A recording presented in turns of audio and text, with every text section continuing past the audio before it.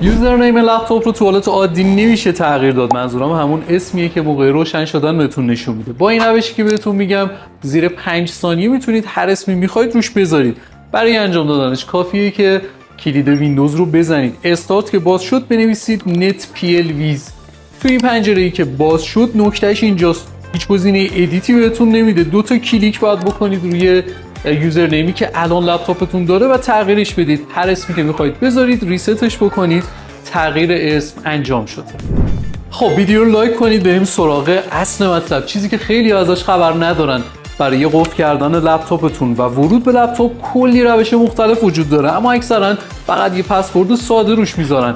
از این قسمتی که میبینید میتونید روش‌های مختلف ورود به ویندوز رو انتخاب بکنید. اگر لپتاپتون فینگرپرینت داشته باشه، تشخیص چهره، حتی میتونید یه دونه فلش USB مخصوص انتخاب بکنید که تا این فلش نباشه کسی نتونه به ویندوزتون لاگین بکنه. زیر این پست کامنت بذارید بهترین و امن‌ترین روش برای لاگین کردن ویندوز براتون ارسال میشه که از بقیه روش‌ها سریع‌تر هم